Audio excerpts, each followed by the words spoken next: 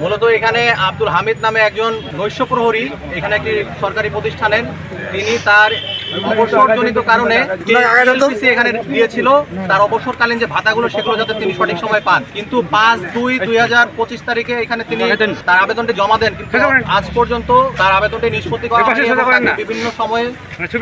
বিভিন্ন সময় তাকে ঘোরানো হয়েছে এবং এক পর্যায়ে উপজেলার হিসাবরক্ষণ কর্মকর্তার পক্ষে তারা একটি দেন দরবার করে যে 30,000 টাকা যদি তাদেরকে প্রদান করা হয় তাহলে তারা ইএলপিসিটা প্রদান করবে। অনেক বার্গেনিং করার পরে সেখানে 22,000 টাকায় তারা চুক্তিবদ্ধ হয় যে আমরা 22,000 টাকা দিলে কাজটা করে দিব।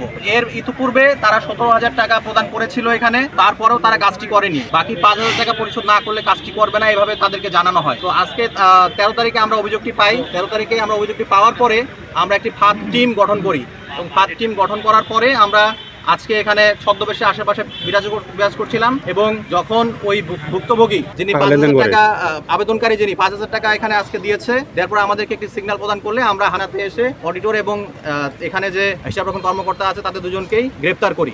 এখানে এসআই রয়েছেন শহীদুল্লাহ সাহেব, ওনার উপস্থিতিতে নোটগুলোর মিলিয়ে দেখানো হয়েছে এবং মিলিয়ে হুবহু মিল পাওয়া গিয়েছে নোটগুলোর সঙ্গে আমাদের ইনভেন্টরিকৃত টাকাগুলোর। তো আমরা এখন একটি এফআইআর লঞ্চ করব দুদক সদর ঠাকুরগাঁয়ে। এরপরে আমরা তাদেরকে কোর্টে চালানোর মাধ্যমে আমাদের কমিশনের সিদ্ধান্তক্রমে আইনানুগ ব্যবস্থা গ্রহণ করব।